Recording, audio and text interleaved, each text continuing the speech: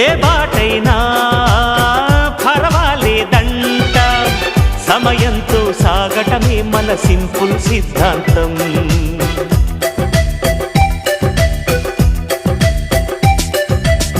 చిరుగాలికి పరిమళమిచ్చే సిరిమల్లెల వనమై ఉందాం, గగనాన్ని నేలను కలిపే హరివిల్లుల బంతెన అవుదాం.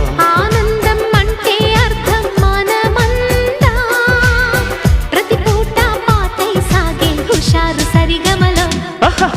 ఎన్నో ఎన్నో రాగాలుండే సంగీతం కాదా, చల్లకి నవ్వుల కేరింత.